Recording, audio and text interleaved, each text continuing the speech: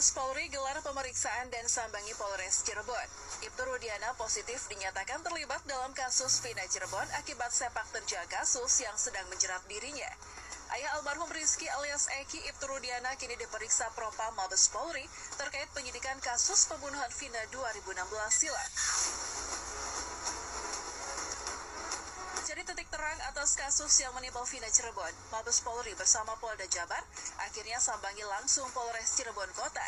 Munculnya kabar atas keterlibatan Ibtu Rudiana, ayah almarhum dari Eki ini rupanya cukup menyita perhatian publik.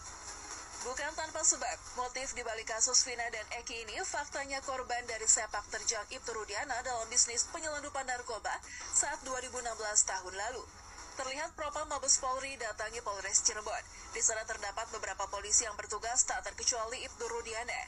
Ketua Bareskrim menjelaskan duduk perkara saat ini pemeriksaan Ibtu Rudiana selaku anggota kepolisian. Benar adanya jika ayah dari almarhum Eki tersebut terlibat dalam kasus bandar narkoba. Yang mengatakan terdapat poin-poin yang bisa digali penyidik saat Propam Polri memeriksa Ibtu Rudiana. Selain ia terjerat kasus penyelundupan narkoba, Ibtu Rudiana juga mempunyai backing yang kuat hingga bandar besar di belakangnya.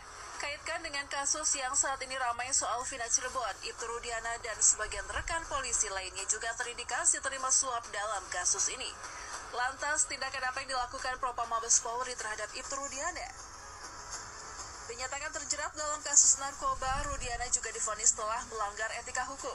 Terlebih kasus Vina ini merupakan siasat Ibtu Rudiana untuk mengelabui kasus yang sedang menjerat dirinya beberapa tahun lalu. Sehingga ia rela mengorbankan anaknya sendiri dan orang-orang yang justru tidak terlibat dalam kasus ini. Hal tersebut diketahui saat Propam Mabes Polri sambangi langsung Polres Cirebon Kota tempat Ibtu Rudiana. Keluarga yang terdaftar DPO, keluarganya ya panik. Paniknya kenapa? Semua orang diamati, tapi dia tidak mengamati foto-foto lamanya itu dengan siapa saja.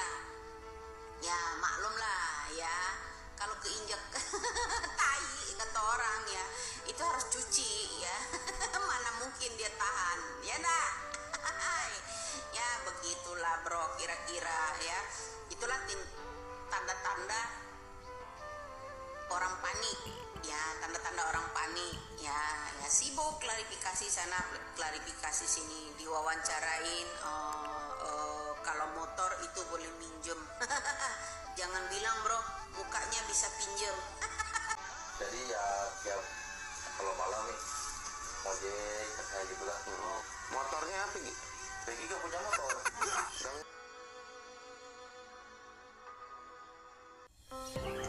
Apa kabar mantu? Masih memantau akun? Ada yang klarifikasi seorang mertuamu bahwa ada anaknya yang lahir tahun 97 dan 99. Ya kan cuma 2 tahun ya jaraknya ya. Kemudian dari 99 ada yang lahir tahun 2000. Cuma setahun jaraknya ya. Masuk akal nggak kira-kira? Wow, gila. Ada lagi saksi Budi, kawan satu sel dengan 7 terpidana kasus Vina dan Eki.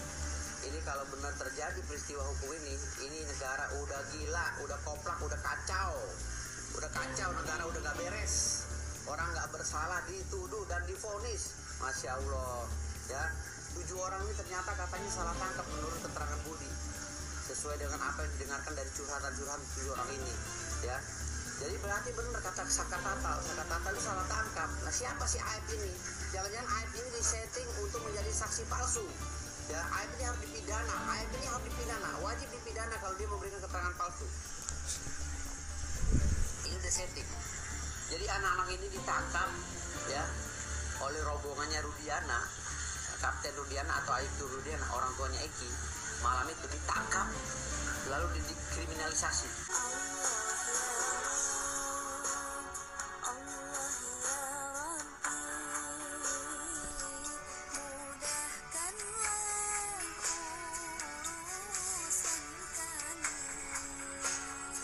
Peggy yang mana yang tergabung dari sisi?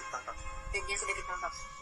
Kami tidak tahu bahwa itu XCC. Yang jelas XCC tidak tahu bahwa dia adalah anggota XCC. Yang jelas kami setelah kami coba cross check bukan sama sekali. Kalau yang namanya alias terong gitu? Juga bukan. Nggak ada juga? Nggak ada. Tapi kalau berdasarkan database yang kami miliki, kemudian berapa member yang kami keluarkan di database itu pasti ada. Pasti ada. Setiap anggota, setiap member yang kami catat, kami kemudian coba buat klasifikasi, dia ada di kepengurusan mana dan sebagainya, itu pasti ada. Tapi kalau simpatisan, orang yang hanya suka pakai jaket XTC kemudian ikut-ikutan gabung, tapi dia kemudian tidak taat aturan organisasi dan lain sebagainya, dia hanya sebatas simpatisan. Ngikutin kasusnya Vina, gua tahu sampai habis banyak banget. Belum lagi para gue yang kudu ngapalin si pelaku yang ini, akunnya yang ini, katanya nonton dia yang di sini, saking pengen tahu kita nih yang mana. Endingnya yang ditangkap tukang bangunan. Udah gitu si pelaku ngelak, katanya dia difitnah, dia merasa nggak melakukan itu. Udah gitu pelaku yang 2 orang lagi dicoret, dihapus namanya tanpa keterangan.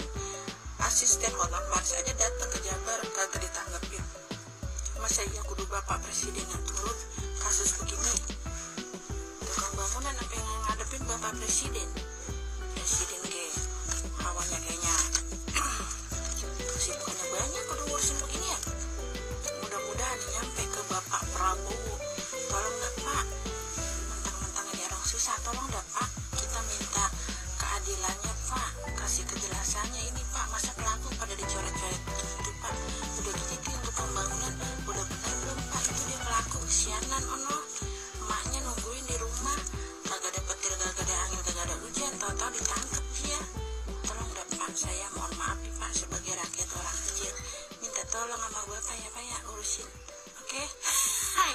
Banyak yang saya terima, saya dipukul, saya ditabok, dikelepakin kepala saya kan, saya udah jatuh, diinjak dada saya. Juga saya bangun lagi, tendang lagi sama polisi satunya lagi, sampai saya jatuh saya kena batu, ini masih ada bekasnya, kena batu sobek akhirnya sini. Terus saya suruh bangun lagi, suruh ngaku lagi, saya tetap nggak mau ngaku karena bukan saya yang ngelakuin, saya nggak mau. Akhirnya saya diplastikin, muka saya diikat pakai kantong kresek, diikat kan, saya suruh ngaku, saya nggak mau. Nah di situ saya ngelawan karena saya udah nggak kuat, saya nggak ngelawan, saya buang kantong plastiknya, pulin lagi saya di situ. Akhirnya Fikri nggak kuat terus ngaku. Nggak kuatnya waktu pas dibawa ke Polda.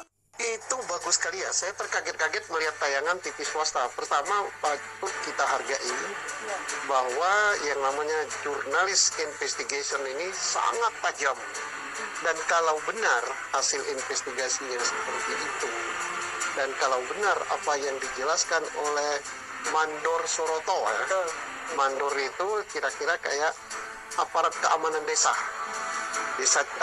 Comberan nama desanya.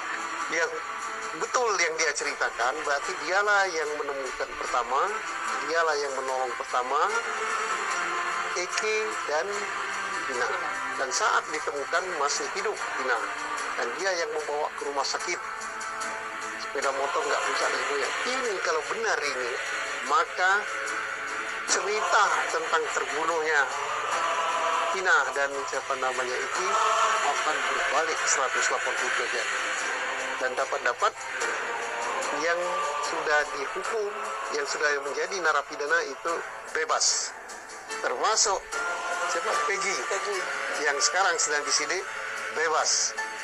Mengapa demikian? Karena jalan ceritanya tidak seperti jalan cerita sidang.